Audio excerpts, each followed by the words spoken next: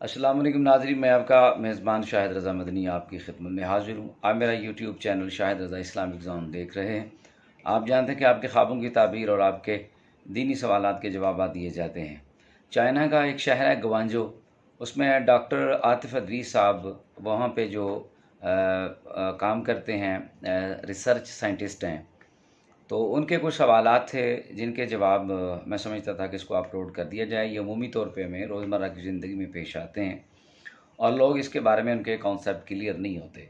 तो डॉक्टर साहब के जो सवालात हैं, सबसे पहले वो एक सवाल पूछते हैं कि जो सलाम हम करते हैं तो बाज़ लोग कहते हैं अस्सलामु अलैकुम और बाज़ लोग कहते हैं अस्सलामु अलैकुम व रहमतुल्लाहि व बरकातुहू। तो इस हवाले से आप बताइए कि ये क्या सिर्फ़ अस्सलामु अलैकुम कहना चाहिए या दीगर अल्फाज भी साथ अदा करने चाहिए? देखिए मेरे भाई, अल्लाह ताला ने कुरान मजीद में फ़रमाया वइज़ा हुय्यितुम बितहिय्यतिन फ़हय्यु बिअहसना मिन्हा। अगर तुमसे कोई सलाम ले तो उसको बेहतर अंदाज़ में उसका जवाब लौटाओ, और अगर तुम बेहतर अंदाज़ में उसका जवाब नहीं दे सकते तो वही लौटा दो। तो ये जो आयत है इसकी तफसीर में, इसकी तशरीह में एक हदीस भी है। सुनन निसाई के अंदर, सुनन अबी दाऊद के अंदर भी हदीस मौजूद है कि नबी रहमत सल्लल्लाहु अलैहि वसल्लम की बारगाह अक़दस में एक शख्स आया, उसने कहा अस्सलामु अलैकुम। तो आपने कहा बैठ जाओ, तुम्हारे लिए 10 नेकियां हैं। फिर थोड़ी देर के बाद एक और शख्स आया, उसने कहा अस्सलामु अलैकुम व रहमतुल्लाह। तो सैयदुल अंबिया सल्लल्लाहु अलैहि वसल्लम ने फरमाया बैठ जाओ, तुम्हारे लिए 20 नेकियां हैं। फिर थोड़ी बात देर के बाद एक और शख्स आया, तो रिसालत में आप सल्लल्लाहु अलैहि वसल्लम ने फरमाया कि बैठ जाओ। उसने कहा अस्सलामु अलैकुम व रहमतुल्लाहि व बरकातुहू। तो आपने फरमाया बैठ जाओ, तुम्हारे लिए 30 नेकियां हैं।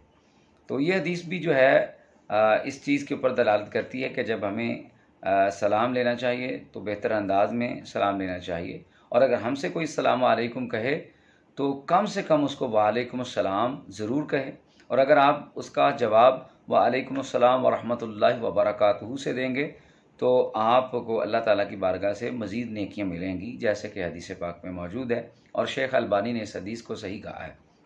यानी उस शख्स ने कहा अस्सलामु अलैकुम तो आपने कहा 10 नेकियां, उसने दूसरे शख्स ने कहा अस्सलामु अलैकुम व रहमतुल्लाह तो आप अलैहिस्सलाम ने कहा 20 नेकियां, और फिर तीसरे ने कहा अस्सलामु अलैकुम व रहमतुल्लाहि व बरकातुहू तो उसके लिए 30 नेकियों का हुक्म दिया गया। तो गोया कि इस तरह सलाम लेना जो है इमाम अल-अंबिया सल्लल्लाहु अलैहि वसल्लम ने फरमाया कि अल्लाह ताला की बारगाह से ज़्यादा नेकियां मिलती है। तो कोशिश यही करनी चाहिए कि बेहतरीन अंदाज के साथ सलाम का जवाब लौटाना चाहिए। दूसरा सवाल जो डॉक्टर साहब ने पूछा है वो ये पूछा है कि बाज़ लोग जब दवाई खाते हैं, बीमार होते हैं तो दवाई खाते हैं, तो वो कहते हैं कि दवाई खाने से पहले बिस्मिल्लाहिर्रहमानिर्रहीम नहीं पढ़ना चाहिए। तो इसके हवाले से लोग जो तबाहम परस्ती का शिकार हो गए, इसका जवाब दीजिए। देखिए, कोई भी हलाल तय्यब ताहिर चीज़ हम खाते हैं तो उससे पहले अल्लाह का नाम ज़िक्र करना, तो कुरान मजीद कहता है फ़कुलू मिम्मा ज़ुकिर रस्मुल्लाहि अलैहि, कि जब भी तुम कोई पाकीज़ा तय्यब हलाल चीज़ खाओ तो उससे पहले अल्लाह का नाम ज़िक्र किया करो, यानी अल्लाह का नाम लिया करो, बिस्मिल्लाहिर्रहमानिर्रहीम पढ़ा करो।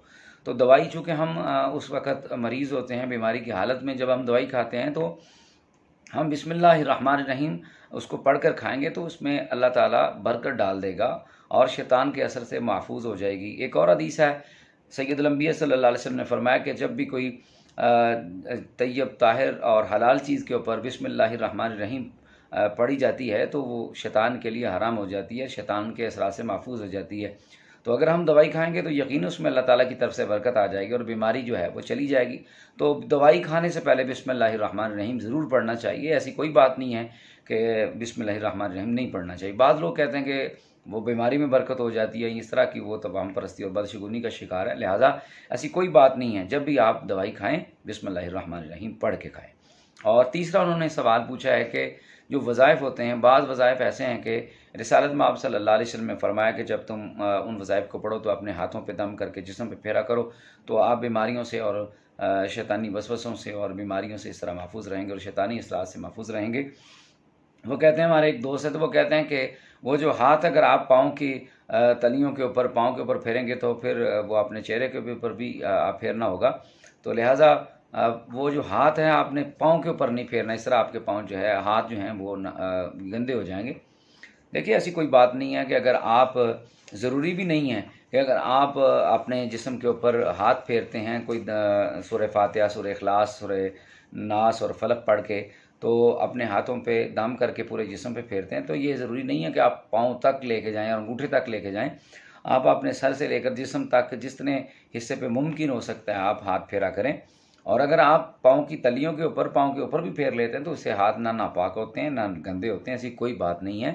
اگر آپ اس کے اوپر اگر کوئی ظاہری ایسی نجاست نہیں لگی ہوئی یا کوئی گرد غبار نہیں لگا ہوا، تو آپ اس کے تلیوں کے اوپر، پاؤں کے اوپر اور پاؤں کے اوپر والے حصے کے اوپر بھی اگر آپ پاؤں ہاتھ پھیر لیتے ہیں تو اس میں کوئی حرج نہیں ہے۔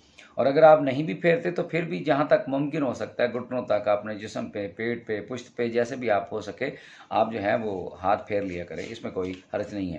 مگر نبی رحمت صلی اللہ علیہ وسلم کا یہ معمول تھا کہ آپ سورہ ناس 3 مرتبہ، سورہ فلق 3 مرتبہ، سورہ اخلاص 3 مرتبہ پڑھ کے اپنے ہاتھوں پہ دم کرتے اور اپنے پورے جسم کے اوپر پھیرتے، اور اس طرح نظر بد سے بندہ محفوظ رہتا ہے۔ یہ بہت بڑا نسخہ ہے اور شیطانی وسوسوں سے اور شیطانی اثرات سے بندہ محفوظ رہتا ہے۔ ہو سکے تو یہ لازمی کیا کریں۔ جن لوگوں کو نظر لگ جاتی ہے، جادو ٹونے سحر اسیب کا ان کے اثرات ہوتے ہیں، یا ان کو پتہ ہے کہ ایسا معاملہ میرے ساتھ ہو رہا ہے، تو اگر آپ روزانہ کے معمول پہ صبح و شام یہ کریں گے تو انشاءاللہ آپ کو کبھی بھی نظر بد نہیں لگے گی، اور اگر جس کو نظر لگی ہوئی ہے انشاءاللہ اس کے بد اثرات جو ہیں وہ اتر جائیں گے۔ اور ایک انہوں نے سوال پوچھا ہے کہ ایک حدیث ہے جو عمومی طور پہ بیان کی جاتی ہے کہ علم حاصل کرو چاہے تمہیں چین جانا پڑے، تو اس حوالے سے آپ وضاحت کر دیں کہ بعض لوگ جو ہے اس کے بارے میں جو ہے وہ شکوک و شبہات کا شکار ہیں اور اظہار کرتے ہیں۔ تو دیکھیے ڈاکٹر صاحب، یہ جو حدیث ہے، آپ یہ جو حدیث بیان کی جاتی ہے اطلب العلم ولو بالسین، کہ علم حاصل کرو چاہے تمہیں چین سے ہی کیوں نہ لینا پڑے یا چین جانا پڑے، اس حوالے سے تو یہ میرے ہاتھ میں الموضوعات الکبیر جو علامہ ملا علی قاری نے لکھی، اس کی اردو تلخیص جو ہے یہ میرے ہاتھ میں موجود ہے، اور اسی میں یہ حدیث بھی موجود ہے، اور یہ ساری جتنی بھی 360 موضوع حدیثیں ہیں علامہ ملا علی قاری نے لکھی ہیں، ان موضوعات میں ایک حدیث یہ بھی اس کا ذکر کیا ہے کہ اس کی جو سند ہے اس حدیث کی، اس میں ایک راوی ہے ابو عاتقہ زری بن سلمان، یہ منکر الحدیث ہے، لہٰذا ملا علی قاری کہتے ہیں کہ یہ حدیث موضوع ہے۔ یہ بالکل ایسی کوئی حدیث نہیں ہے کہ یہ چین کے حوالے سے جو بات کی جاتی ہے، تو یہ موضوع حدیث ہے۔ علامہ ملا علی قاری نے اس کو الموضوع الکبیر کے اندر جو ہے یہ موضوع حدیث لکھا ہے، لہذا ایسی کوئی حدیث نہیں ہے، لہذا اس کو حدیث بنا کر بیان نہیں کرنا چاہیے۔ تو یہ ڈاکٹر صاحب آپ کے سوالات تھے، امید کرتا ہوں کہ آپ تک ضرور پہنچیں گے، اور باقی جو میرے سامعین ہیں انشاءاللہ اس سے وہ بھی مستفید ہوں گے۔